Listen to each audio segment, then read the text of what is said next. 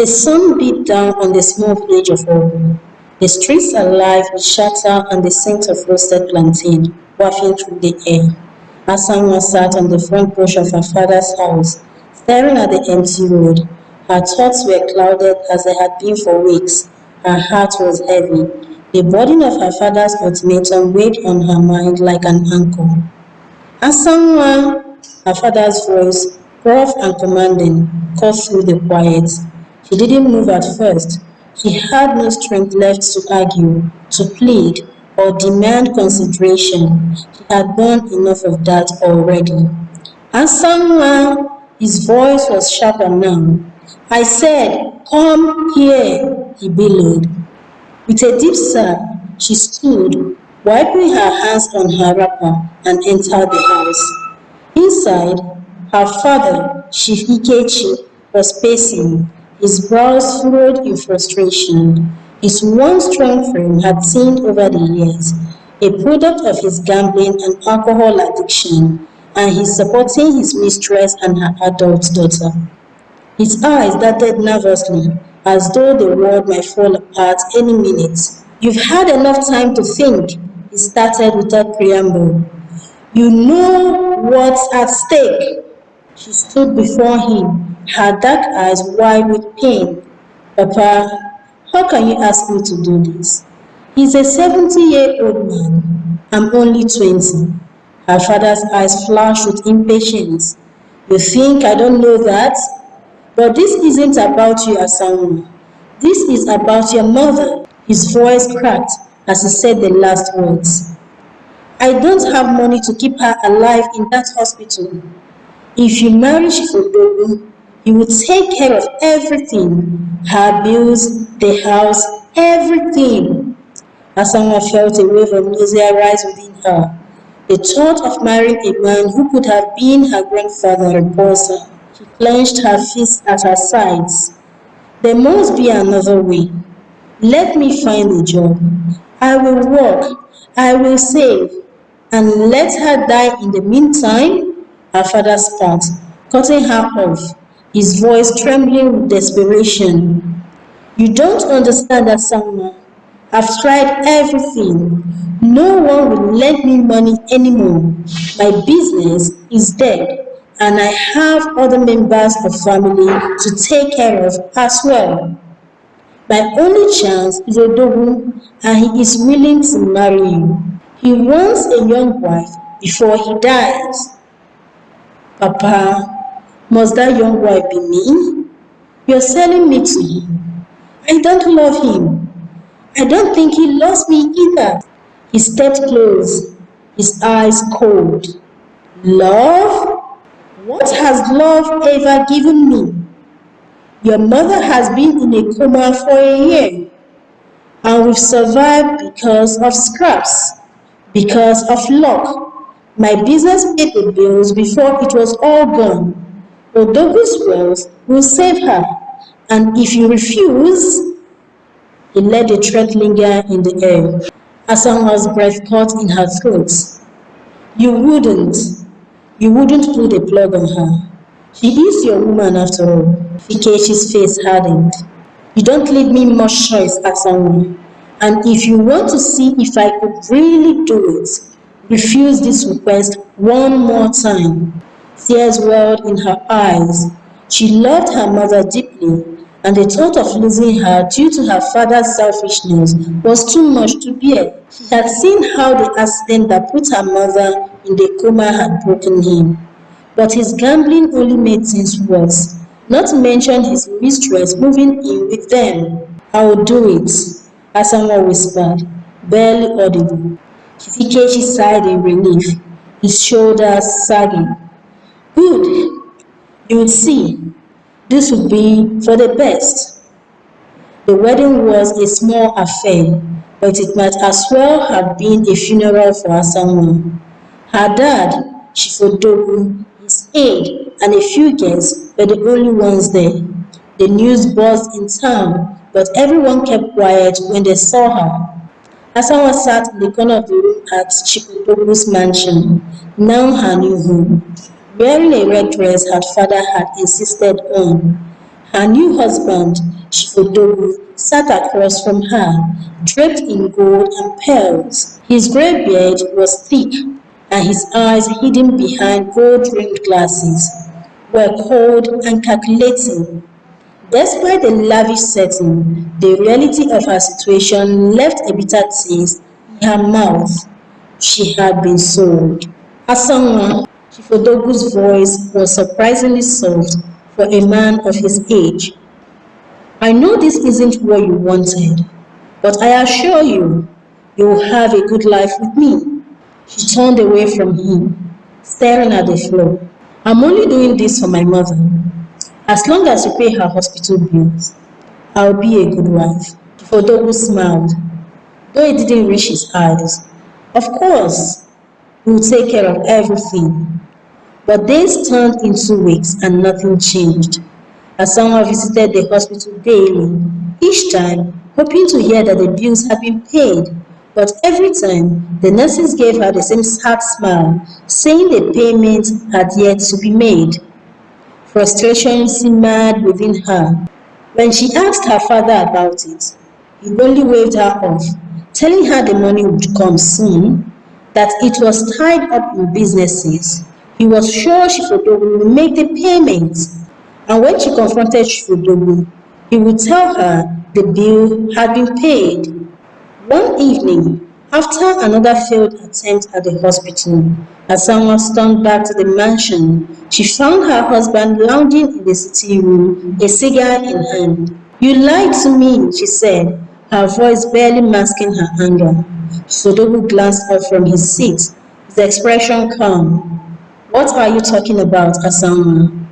You promised you would pay my mother's hospital bills. It's been weeks and nothing has been done. I'm not your wife for nothing, Chief.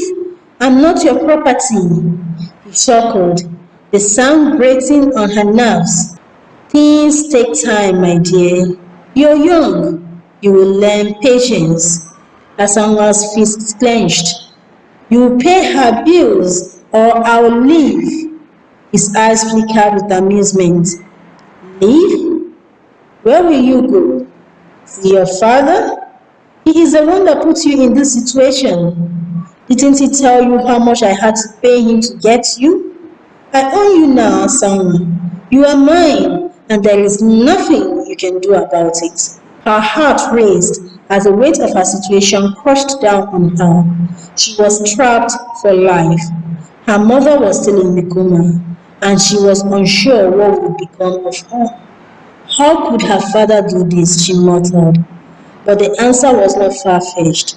Her father was always selfish, had a drinking problem, gambling debts, and a mistress he brought into their home as soon as her mother went into a coma. Asanwa's mind began to spin. The ground she stood on seemed not to exist, and she fell to the floor, tears streaming down her eyes as she sat motionless. A few days later, there was a change in the mansion. Chifodogu had invited guests for dinner, an event she too dreaded. Fearing more unwanted attention from his wealthy friends, he had no choice but to attend. Chifodogu loved to show off his beautiful wife. As they sat at dinner, despite her disinterest in the whole affair, one guest caught her eye. A young man, no older than 26, sat at the far end of the table. His sharp features, short dark hair, and piercing eyes contrasted with the older men in the room. He introduced himself as Carlo, an associate of Shifudogu's. Throughout the dinner, his eyes often drifted towards Asamoah, and though he kept his distance, she could sense there was something more to him. Later that night, as the guests dispersed, Carlo approached her as she stood by the garden. Asamoah, he said, his voice low and gentle, are you happy here? She glanced at him, unsure of what to make of the question. It is no longer news that she was sold to Shifudogu by her father.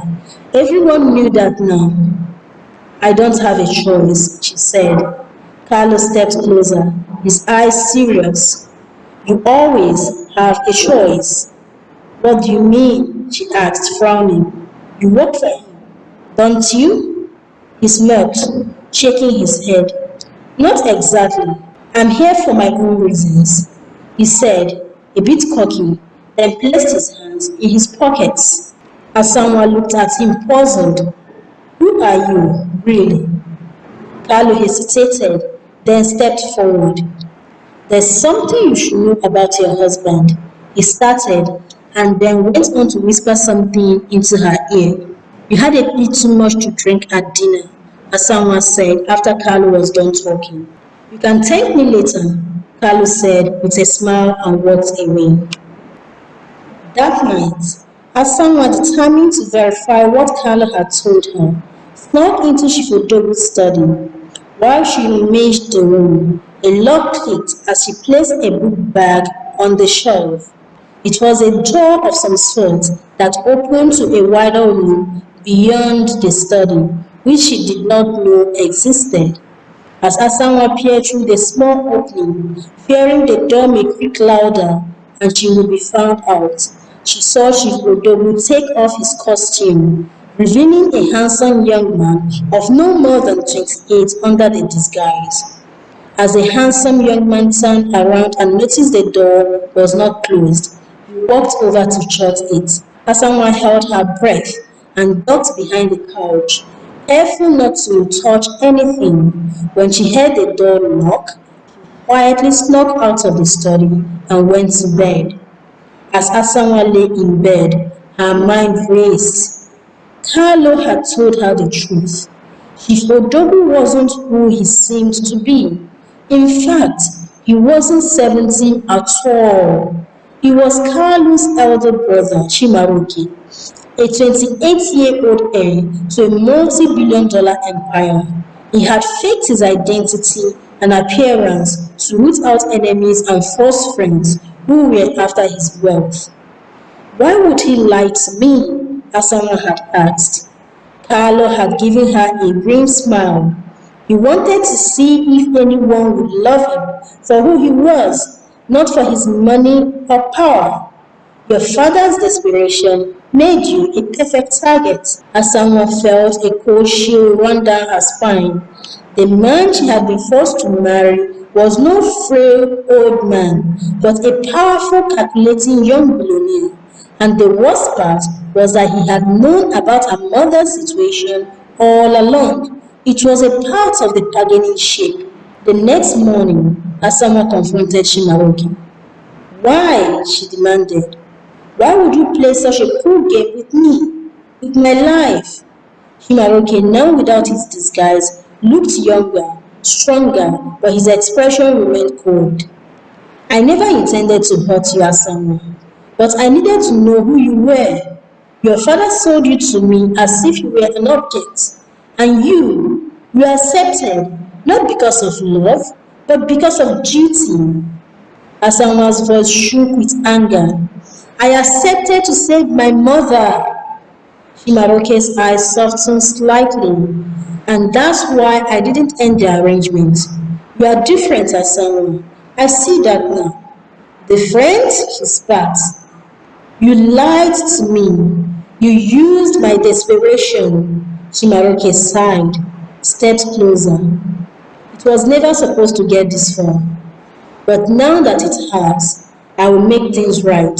I promise. Asama glared at him, her heart pounding. And how do you plan to do that? Shimaroke's voice was firm. I'll pay for your mother's treatment. I'll make sure she gets the best care. Asama shook her head, tears in her eyes. It's too late. She may not make it anymore. You can't buy my forgiveness. I'm not asking for forgiveness, Chimaroke said quietly. I'm asking for a second chance. The next couple of weeks were a blow for someone. True to his word, Shimaroke had paid for her mother's treatment, and slowly she began to recover. He even went to visit her mother at the hospital, but the wound of betrayal still lingered in Asamoah's heart. She had been deceived and manipulated, and though Shimaroke had revealed the truth, the pain remained. She felt as if he was her father's accomplice. She was unable to bear that or let it go. One evening, as Asanwa sat by her mother's bedside, watching her stare awake for the first time in months, she felt a sense of relief wash over her. She was happy and grateful, but there was also a deep sadness. Shimaroke had kept his promise, but at what cost? When her mother's eyes finally fluttered open and her weak voice whispered her name, Asanwa smiled through her tears. She had been through so much, hoping for this moment, but as she looked out the hospital window, she couldn't help but wonder if she had also lost a piece of herself in the process and if she would be able to put the pieces together again. And for Shimaroke, she didn't know if she could ever truly forgive him, but she had no choice. She was still his wife, but perhaps in time she would come to understand why he had done what he did. Perhaps she would also give him the second chance he had asked for. Perhaps she would love him and maybe, just maybe, have a child of her own with him. For now, she would focus on what mattered most. Her mother was alive, and for the first time in a long while, Asanwa felt some hope for the future.